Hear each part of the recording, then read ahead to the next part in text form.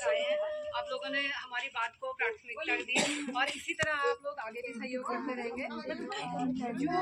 जो से आज जब हम एकत्रित हुए हैं, ये मेनली तो बच्चों के 15 अगस्त के लिए हुए हैं। तो हम लोगों का एक ये था कि जो है ये यहाँ पर ताराकोटी जो है मैंने उसी स्कूल से पढ़ा हुआ है, लेकिन वो अब जीव शेड हो गया है। तो ब्रे साइड है, यहाँ पर भी हमारे भाई बहनों ने और पीछे चाचा हैं, इन्होंने भी यहाँ पर पढ़ा हुआ है।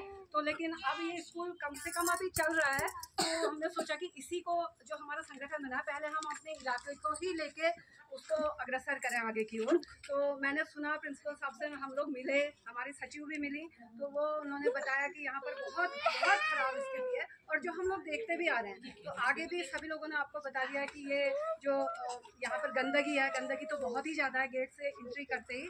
तो ये चीज़ें हैं। बाकी स्कूल के बाहर की जो स्थिति है वो बहुत बुरी है।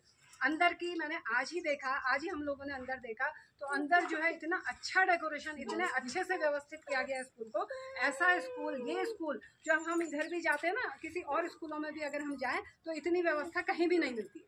तो इतने अच्छे से डेकोरेट किया गया है। अभी मैं आपको अपने वीडियो के जरिए मैं इसको आगे भी पहुंचाने की कोशिश करूंगी, क्योंकि मैं इसको दूंगी आगे को। और इसके अलावा जो है यहाँ पर जब हम लोग वोट देने आते हैं, तो मैंने तो तब इसकी स्थिति देखी थी। तो वोट देते समय शायद ये तो कमरे तो बंद रहते हैं जो इधर के हैं, और इधर जो जिसमें आंगनबाड़ी इनका चला हुआ है उस कमरे को जो है इन्होंने, उस कमरे में कोई लाइट की व्यवस्था नहीं है। अभी भी जो है वहाँ पर एक बल्ब लगाया, उसमें बच्चे क्या पढ़ेंगे, क्या वो करेंगे। तो और क्या होता है कि इलेक्शन के समय में, उसी समय मैंने पिछली बार देखा था, तो हमारे यहाँ के इलाके के हैं रामला कमेटी के अध्यक्ष हैं प्रसाद सिंह रावत जी, वो उसी समय दौड़ के इमरजेंसी लेके आए, बल्ब लेके आए। तब ये आधे घंटे बाद से पोलिंग शुरू हुई है।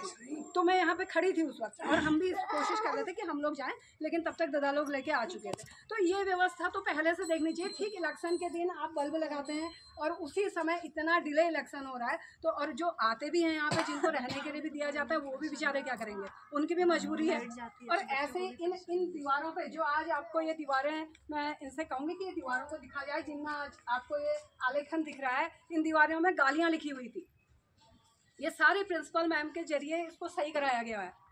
तो यहाँ पर इन्होंने काफ़ी मेहनत की है। इसके साथ ही मैं ये भी कहना चाहूँगी, जो ये पेरेंट्स हैं, जैसे आज ये बच्चे वो बता रही हैं, यहाँ पे कम से कम 20-22 बच्चे हैं। तो इसमें से आंगनबाड़ी के भी इन लोगों ने हमें बताया कि 12 बच्चे पर मिला के, तो ये बच्चे इतने ही आए हैं। तो पेरेंट्स को ये थोड़ा सा, पेरेंट्स से भी मेरा इसके जरिए कहने का कि वो लोग भी अपने बच्चों को कम से कम आज के दिन तो भेजें। तो इतना सब कुछ हो रहा है, जबकि आज मौसम ने भी हमारा साथ दे रखा। देखिए ऊपर से भगवान भी साथ दे रहा है, तो पेरेंट्स साथ नहीं दे रहे हैं। तो ये लोग कोई नहीं है यहाँ पे आए हुए हैं, इतने बच्चे, फिर भी काफ़ी मात्रा में जितने लोग हैं उतनों के बीच ही हम अपने विचार रखेंगे। लेकिन यहाँ पर जो आस पड़ोस में जो लोग रहते हैं, मैं उन तक भी अपने शब्द पहुँचाना चाहूँगी कि अगर वो किसी को यहाँ पे कुत्ता घुमाते हुए या बच्चों को आते हुए देखते हैं, तो वो इंडिविजुअली उनसे कुछ नहीं कह सकते हैं, लेकिन वो हमारे उनकी एक स्नैप खींच के हमारे संगठन को दे दें। वो आप लोग अकेले कुछ नहीं कर सकते हो, लेकिन हमें तो दे सकते हो। और मैं तो ये सरकार से भी ये कहूँगी कि अभी तो मैं न्यूज़ चैनल पे हम अपना ये प्रोग्राम देंगे, लेकिन अभी कुछ समय 2-3 दिन बाद हम अपने संगठन के पत्र पर भी आपके पास एक ज्ञापन भेजेंगे कि इसकी जल्दी से जल्दी इसकी व्यवस्था कराई जाए, ताकि यहाँ पर ये जो गंदगी है, सबसे पहले तो रास्ते में गंदगी को मिटाया जाए। और इसको नगर पालिका से मैं अपने क्षेत्र के जो हमारे सदस्य हैं, मैं उनके भी संज्ञान में लाऊंगी। वैसे उनके संज्ञान में है ये बातें, लेकिन अब हमारा संगठन इसके लिए सबसे पहले यही काम कराएगा कि ये गंदगी बंद हो।